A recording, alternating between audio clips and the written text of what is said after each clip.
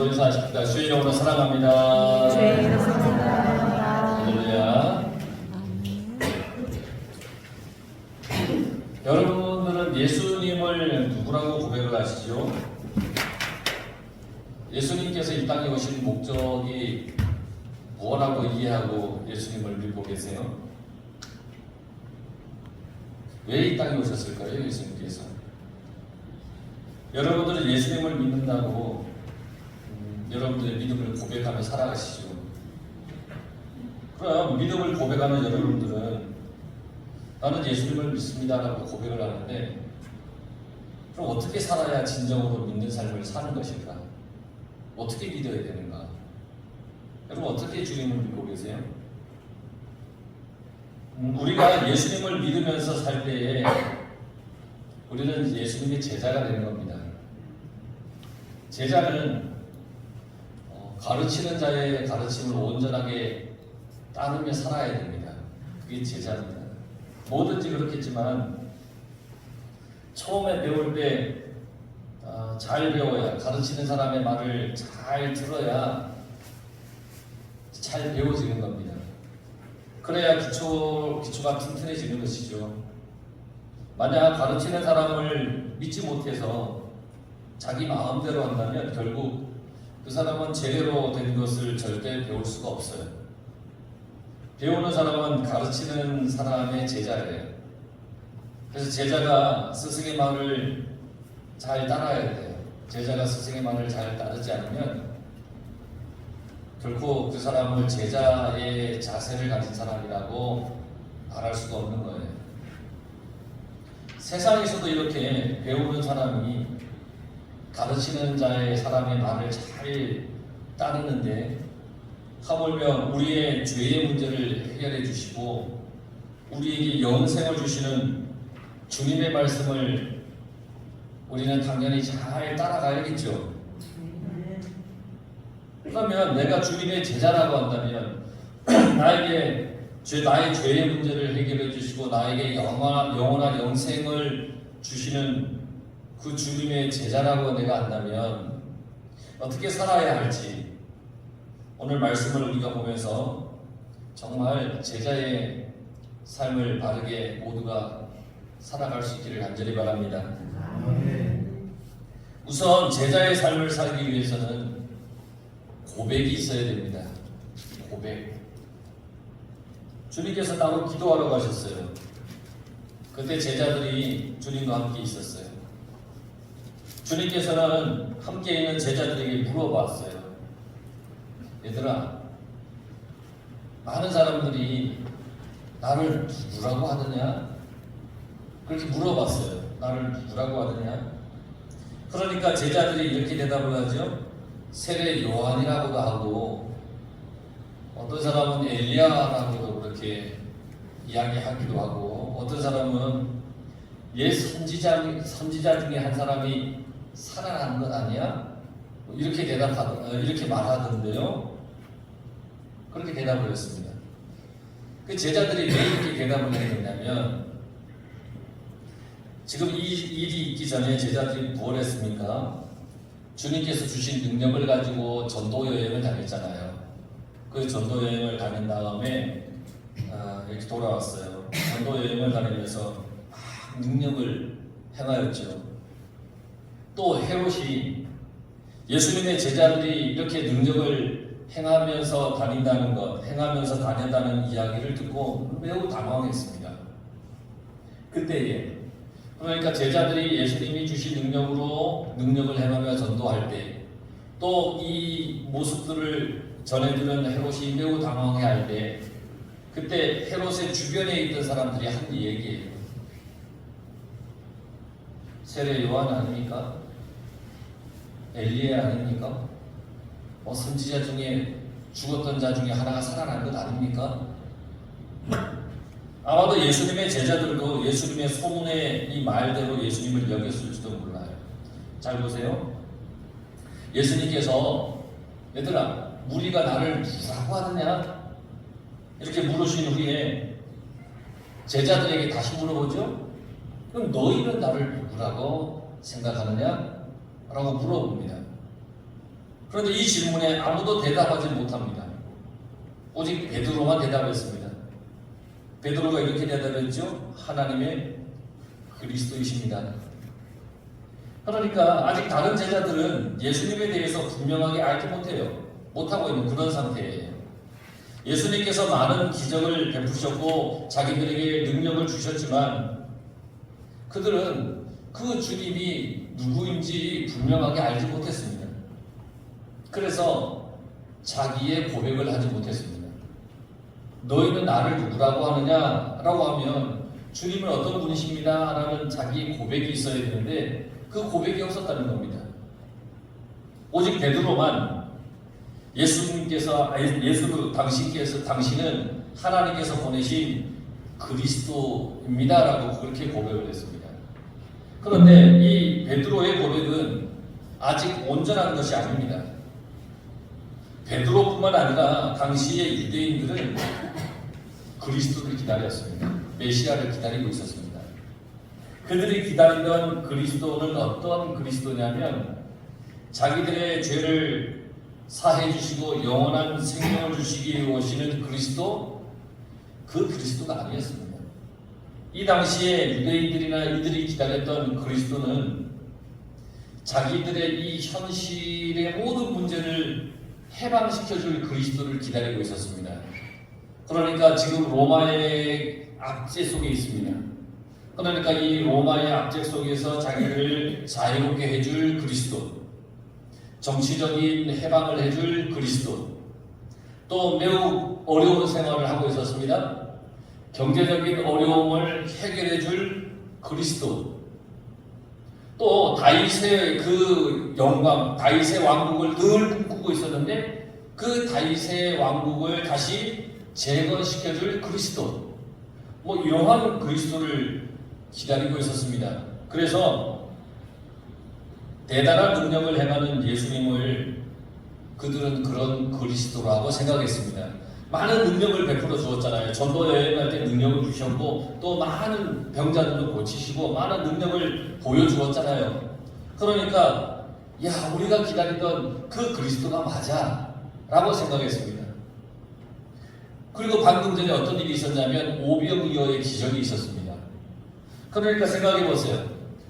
물고기 2마리와 보리떡 5개로 5,000명이나 먹이고 12왕주리에 떡을 남겼다? 야, 정말 우리의 이 경제적인 어려움을 해결해 줄 그리스도가 맞아. 그렇게 생각했을 겁니다. 베드로가 예수는 하나님께서 보내신 그리스도이심을 고백을 했지만 온전한 그리스도, 그러니까 죄의 용서와 부활의 생명을 주실 그리스도보다는 정치적인 해방, 또 이스라엘 회복을 주는 어떤 그런 영광의 메시아만 생각했던 것입니다. 그렇다면 여러분, 나의 고백은 어떤가요? 주님을 향한 나의 고백, 여러분의 고백. 여러분들이 예수님을 믿잖아요. 그럼 어떤 예수님을 믿으세요? 나의 생활을 윤택하게 해줄 그런 그리스도를 원하십니까? 나의 삶의 문제를 시원하게 해결해줄 그런 그리스도를 원하세요? 아니면 육신의 질병을 고쳐주실 그런 그리스도를 원하십니까? 아니면 예수님을 믿을 때 내 눈에 보이는 어떤 것을 해결해줄 그런 예수님을 믿으세요? 어떤 예수님을 믿으세요? 우리는 예수님을 믿는 목적이 삶의 윤택함이나 아니면 인생의 문제를 해결하거나 질병을 고쳐주는, 내 질병의 고침을 받고자 하는 그런 마음이 앞설 때가 참 많습니다. 물론 예수님께서 그런 문제들도 다 해결해 주십니다. 그러나 이 사실을 분명히 알아야 됩니다. 우리가 믿는 주님은 우리의 죄를 용서해 주신 분이십니다. 지금도 우리의 죄를 긍휼한 마음으로 용서해 주시는 분이 그리스도 예수이십니다. 예수님을 믿는 가장 근본이 되는 이유는 내가 죄 사함을 받았기 때문입니다. 그래서 우리는 예수님을 믿는 것입니다.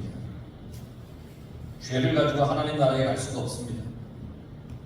그러므로 예수님은 나의 죄를 용서해 주시는 분이라는 고백을 해야 합니다. 여러분들의 고백이 주님께서는 나의 죄를 용서해 주시는 분이십니다. 이 고백이 우리 속에 있어야 된다. 이 고백이 가장 앞서야 되고, 이 고백이 예수님을 내가 고백할 때 전부라야 합니다. 그리고 예수님께서는 부활을 통해서 우리에게 영원한 생명을 주신 분이십니다. 그러니 우리가 영원한 생명을 얻기 위해서는 우선 죄 용서의 은혜를 반드시 받아야 한다는 것을 잊지 마시기 바랍니다. 예수님께서 제자들에게 말씀하셨어요. 21절에 경고하셨어요. 이 말을 아무에게도 이르지 마라. 이 말에는 아직까지 제자들이 예수님을 그리스도로 여길 때에 그리스도의 의미를 어떤 정치적 해방, 이스라엘의 회복을 위한 영광의 메시아로 여겼기 때문이에요. 그러니까 아직 너희들 그리스도에 대한 정확한 믿음의 고백이 있기까지는 이 말을 아무에게도 하면 안 된다. 그러면서 아주 중요한 기독론을 가르쳐 주셨습니다.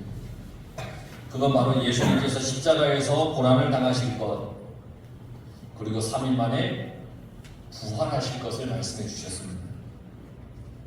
이것이 기독론의 핵심입니다. 십자가와 부활. 우리가 예수님을 믿는 핵심이 십자가와 부활입니다.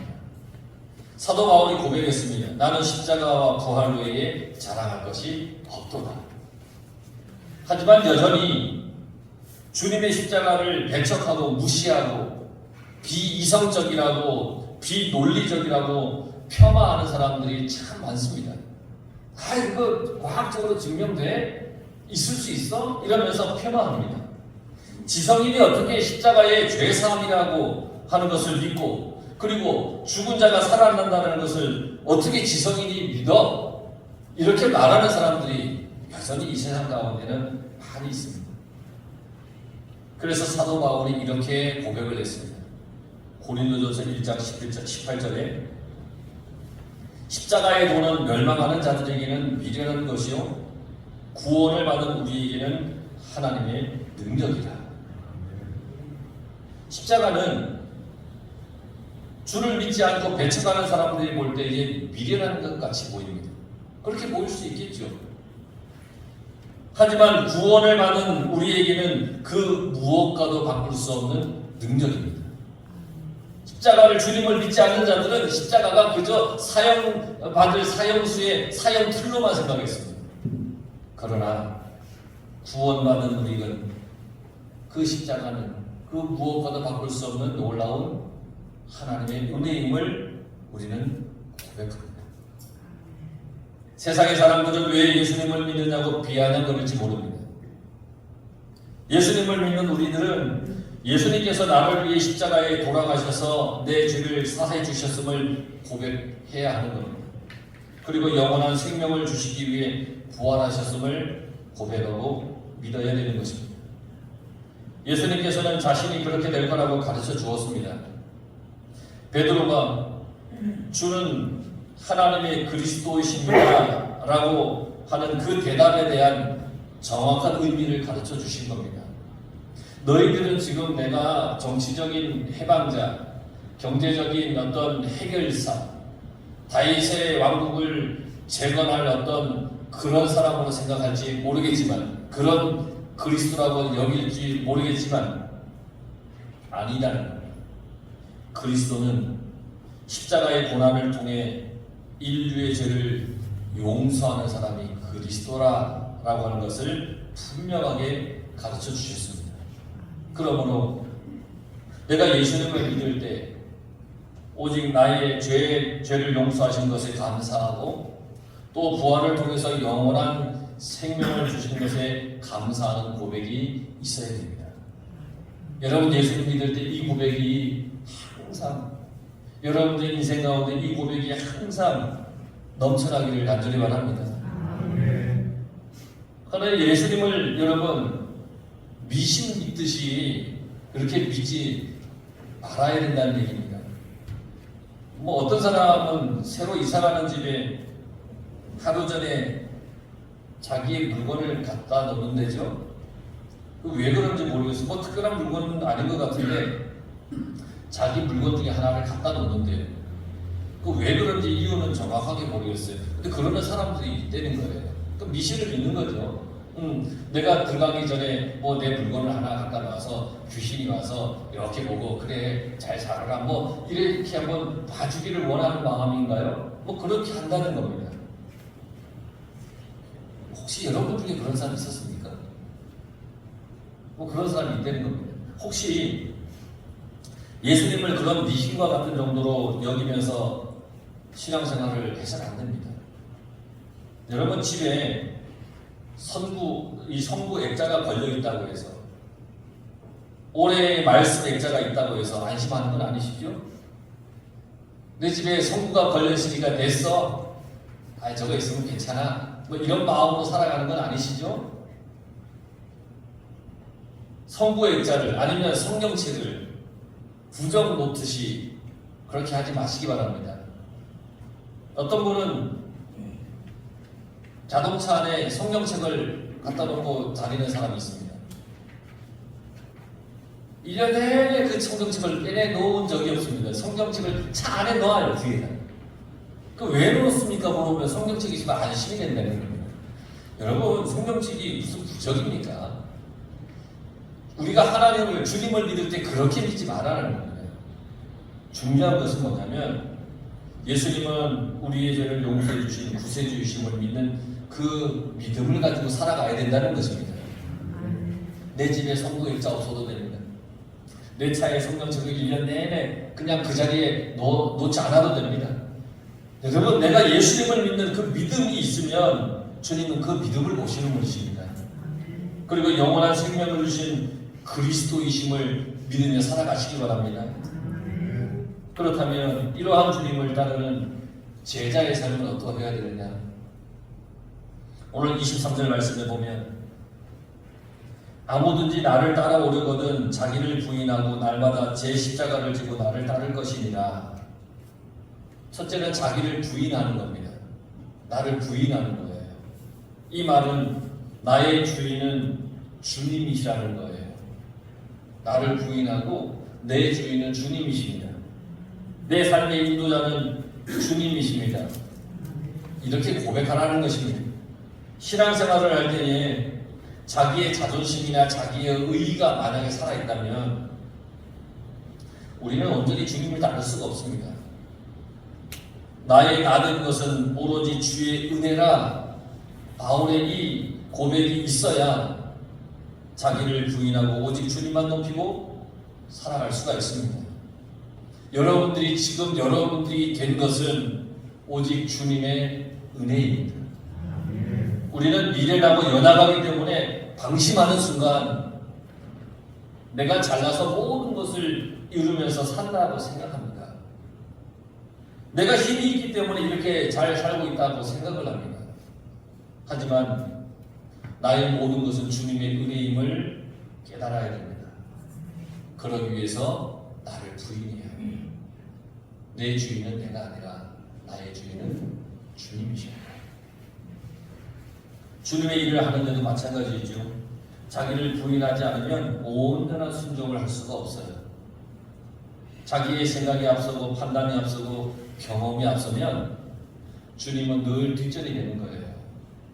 주님의 말씀이 앞서야 되는데 내 생각과 내 판단과 내 경험이 앞서면 어찌 되겠습니까? 그러므로 나를 부인하고 오직 주님만 나타나야 되는 겁니다.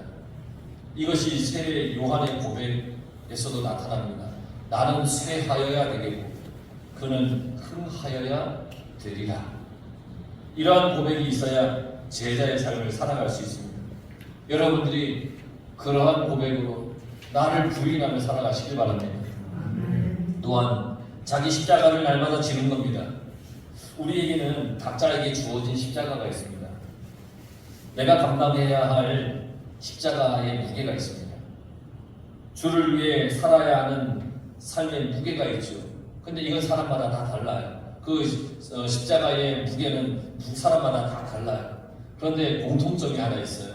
그건 뭐냐면 누구든지 그 무게가 무겁던 가볍던 자기의 십자가를 지고 가야 한다는 겁니다. 그건 누구나 다 똑같습니다. 구레네 사람 시몬은 예수님께서 십자가를 지고 가시다가 쓰러졌을 때 로마 병사가 억지로 예수님의 십자가를 지고 가게 했습니다. 그러니까 골고다 언덕으로 어떤 죄수가 이렇게 십자가를 지고 가는데 가다가 넘어진 거예요. 힘들어서. 그러니까 로마 병사가 그 죄수를 끌고 올라가는데 넘어지니까 이걸 도저히 갈 수 없으니 그냥 옆에 있는 누군가를 붙잡아다가 너 도와줘 했는데 그 사람이 구레네라는 곳에서 온 시몬이라는 사람이었습니다. 그 시몬은 예수님의 십자가를 억지로 지고 갔습니다. 여러분, 때로는 우리도 억지로 십자가를 져야 할 때가 있습니다. 주님께서 내려놓으라고 하실 때까지 져야 할 십자가도 있습니다. 어쨌든 우리는 날마다 자기의 십자가를 지고 살아가야 합니다. 그러므로 내가 만나는 환경이나 어떤 일들을 보면서 우리는 불평할 게 아닙니다. 왜냐하면 그것도 주님께서 나에게 지고 가라고 할 십자가일지 모르기 때문입니다. 때로는 그것이 싫어도 시몬처럼 억지로 지고 가야 할 때도 있습니다. 여러분의 삶이 고달픕니까? 그 고달픈 삶도 내가 지고 가야 할 십자가라고 생각하면 우리는 고달픈 삶도 이겨낼 수가 있지 않겠습니까? 예수 믿지 않는 가족들, 이웃들, 그들 또한 나의 십자가일 수 있죠. 그러니까 예수 믿지 않는다고 포기하지 말고 다투지 말고 나의 십자가라고 여기면서 주님 품으로 들여 나올 수 있도록 여러분 날마다 기도하시기 바랍니다. 마지막으로 예수님을 따르는 겁니다. 제자는 스승을 따라가야 됩니다. 스승이 가는 길을 잘 따라가야 참 제자입니다. 스승의 발자취를 하나하나 밟고 따라가야 됩니다. 주님은 십자가의 길을 가셨습니다. 그러므로 나도 그 길을 잘 따라가야 됩니다. 주님의 말씀에 구원의 길은 좁고 협착하여 그리로 가는 사람이 적다. 멸망의 길은 넓고 편안해서 그리로 가는 사람이 많다. 그렇게 말씀하셨습니다. 십자가의 길이 힘들어 보일지라도 제자된 우리가 그 길을 잘 따라가면 구원에 이르는 길로 가는 것입니다. 하지만 십자가의 길이 힘들어서 아니면 이 사람 저 사람 때문에 그 사람들의 말에 치우쳐서 그 길을 포기한다면 결국은 멸망의 길로 가는 것입니다. 그러니까 우리는 십자가의 길을 꿋꿋이 인내하면서 흔들리지 말고 그 길을 걸어가야 됩니다. 그것이 예수님의 제자의 삶입니다. 또 예수님께서는 주를 위하여 목숨을 버리면 구원할 것이며 그러나 제 목숨을 위하여 구원하고자 하면 잃을 것이라고 했습니다. 우리는 주님을 위해 살아야 됩니다. 사나 죽으나 주를 위하여 살아야 됩니다. 아무리 세상에서 좋다고 하는 것을 얻으면 뭐합니까? 죽어서 지옥 가면 무슨 소용이 있습니까? 아무리 곡식을 많이 모아두면 뭐합니까? 주님께서 그날 밤 그 영혼을 거두어가면 그건 아무것도 아닐 텐데 말입니다. 우리는 십자가의 죄사함과 부활의 영원한 생명에 참여한 주님의 제자들입니다. 주님의 제자답게 여러분 세상의 것에 연연하지 말고 오직 주님의 말씀을 따라 순종하며 행하는 인생으로 살아가시길 바랍니다. 여전히 나는 주님의 은혜 가운데 살아가는 사람입니다. 그러니까 믿음을 버리지 않는 삶을 주님이 오시는 그날까지 여러분 살아가시길 바랍니다. 믿음을 버리지 않는 것 또한 내가 지고 가는 십자가입니다. 그러니까 주님을 만나는 그날까지 여러분 제자의 삶을 살아가십시오. 십자가의 길을 걸어가는 것이고 내게 주신 십자가 그 믿음을 온전히 붙잡고 살아가는 삶을 말하는 것이고 여러분의 인생이 주님 주시는 풍성한 은혜로 가득하기를 간절히 축원합니다. 기도하겠습니다.